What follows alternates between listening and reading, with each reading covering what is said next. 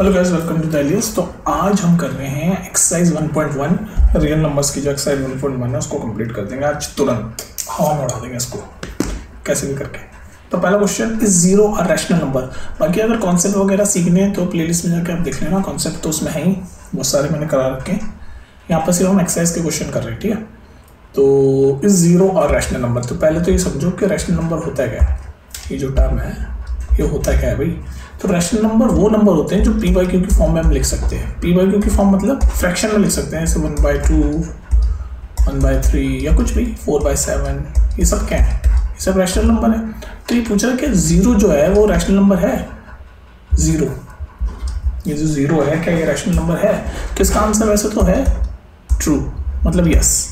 True बोल लो, yes बोल लो, yes. True false नहीं है ये, बस पूछ रहा है।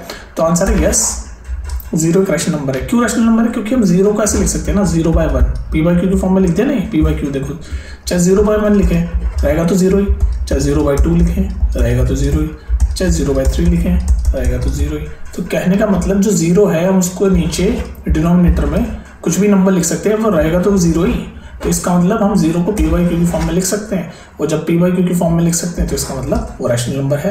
क्योंकि रैशनल नंबर की सिंपल डेफिनेशन ही है कि वो नंबर जो पी बाई क्यू की फॉर्म में हम लिख सकते हैं वो सारे रैशनल नंबर होते हैं। तो मैंने एक्सप्लेन किया आपको भी कि जीरो को नीचे हम डिनोमिनेटर में चाहे 0/1 लिखें, 0/2 लिखें, 0/3 लिखें, ये सब जीरो ही कहलाते हैं।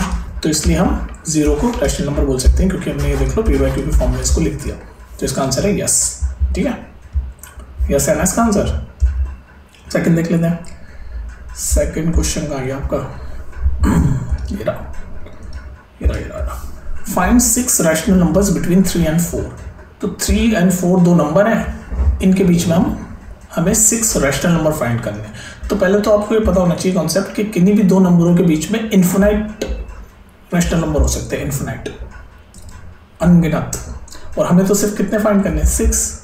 तो छोटा ही टास्क दे दिया हमें, तो सिर्फ 6 फाइंड करने हैं। 6, 3 और 4 के बीच में। और मैंने क्या आपको बताया, किन्हीं भी दो नंबर्स के बीच में जो नंबर ऑफ रैशनल नंबर्स हो सकते हैं वो इन्फिनाइट हो सकते हैं, इन्फिनाइट। ये भी एक कॉन्सेप्ट है, पता होना चाहिए आपको कि किन्हीं भी दो नंबर्स के बीच में जो नंबर ऑफ रैशनल नंबर है वो इन्फिनाइट होते हैं, ठीक है। अब हमें 6 फाइंड करने हैं, तो इसका तरीका ये है, तरीका सुन लो गौर से।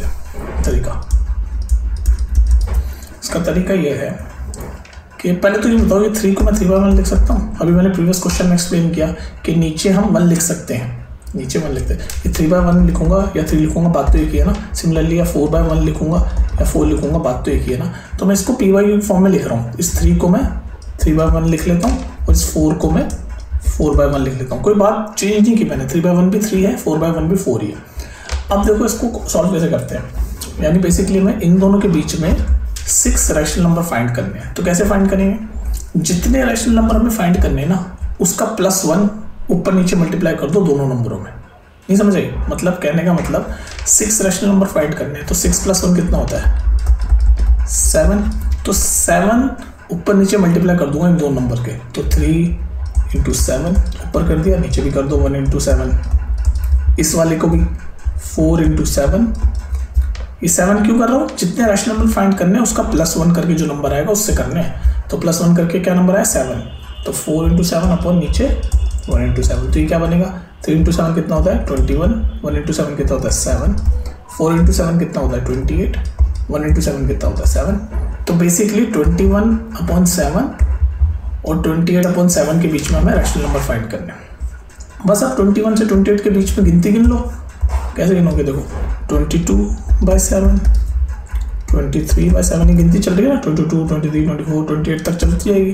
24/7, 25/7, 26/7, 27/7। ये मिल गया हमें 6 रैशनल नंबर। ये देखो 1, 2, 3, 4, 5, 6। तो ये 6 रैशनल नंबर मिल गए। कॉन्सेप्ट समझ आया तुम्हें कि जितने रैशनल नंबर में फाइंड करने हैं उसका +1 करके ऊपर नीचे मल्टीप्लाई कर दो। ये ऊपर नीचे मल्टीप्लाई कर दिया मैंने, तो ये आ गया था 21/7, 28/7। उसके बाद गिनती गिन ली बस, 22, 23, 24, 25, 26, 27। नीचे तो 7 7 सेम ही चल रहा है, ठीक है। तो ये है 6 रैशनल नंबर। नेक्स्ट क्वेश्चन देखते हैं। ये रहा, इसमें क्या कह रहा है? फाइंड, सेम क्वेश्चन है, इसमें कह रहा है फाइंड 5 रैशनल नंबर, इसमें हमें 5 रैशनल नंबर फाइंड करने हैं बिटवीन इन दोनों के बीच में। इन दोनों के बीच में मुझे 5 रैशनल नंबर फाइंड करने हैं। कैसे करूँगा मैं? तो मैंने क्या बताया, जितने रैशनल नंबर फाइंड करने हैं उसका +1, तो 5 है, 5 का +1 करेंगे तो क्या हो जाएगा 6। तो ये जो 6 आया इससे ऊपर नीचे इन दोनों नंबर को मल्टीप्लाई कर दूंगा, तो 3 × 6 ऊपर भी कर दिया नीचे भी कर दूंगा, 5 × 6। सिमिलरली इस वाले रैशनल नंबर में भी सेम करूंगा, 4 × 6 और नीचे 5 है तो 5 × 6। बस अब इसको सॉल्व करो, 3 × 6 कितना होता है 18, 5 × 6 कितना होता है 30, ऊपर क्या होता है 4 × 6 कितना होता है 24, 5 × 6 कितना होता है 30। बस अब इन दोनों के बीच में गिनती गिन लो, क्योंकि डिनोमिनेटर तो सेम है ना 30, तो अब गिनती गिन लो। तो 18 से चलो गिनते हुए, 19/30, 20/30, 21/30, 22/30, 23/30, मिल गया ना 5। देख लो 1 2 3 4 5 रैशनल नंबर हमें मिल गए। ठीक है, यही तरीका है बस करने का इसको। नेक्स्ट देख लेते हैं। नेक्स्ट कहाँ गया? नेक्स्ट ये रहा। नेक्स्ट 4th जो क्वेश्चन है इसमें ट्रू और फॉल्स है, ट्रू और फॉल्स। तो नेक्स्ट क्वेश्चन में सारे क्या है, ट्रू और फॉल्स। तो पहला कह रहा है every natural number is a whole number. तो ये ट्रू है कि फॉल्स? तो ये तभी बता पाओगे जब तुम्हें पता होना चाहिए कि नेचुरल नंबर क्या होता है, होल नंबर क्या होता है। जब ये नहीं पता तो फिर कैसे बताओगे? तो नेचुरल नंबर क्या होता है? नेचुरल नंबर वो होते हैं जो 1 से शुरू होते हैं, जैसे 1 2 3 4 5 इन्फिनिटी तक जो चलते हैं, ये इन्फिनिटी का साइन है, इन्फिनिटी तक जो चलते हैं इनको हम सबको क्या बोलते हैं? Natural number. क्या हो गया पेन को? हाँ, नेचुरल नंबर। ठीक है जी। अब होल नंबर क्या होता है? होल नंबर 0 से शुरू होता है। नेचुरल नंबर तो 1 से शुरू होता है, होल नंबर शुरू होता है 0 से, यानी कि 0 1 2 3 और ऐसे इन्फिनिटी तक, पॉजिटिव इन्फिनिटी तक जो चलते हैं उनको हम बोलते हैं होल नंबर। क्या बोलते हैं उनको? Whole number. ठीक है, तो ये होता है नेचुरल नंबर और होल नंबर का डिफरेंस। अब हमें एक चीज़ तो पता चल गई कि जो नेचुरल नंबर है 1 से शुरू होते हैं और होल नंबर जो 0 से शुरू होते हैं। अब क्वेश्चन पे आते हैं, every natural number is a whole number.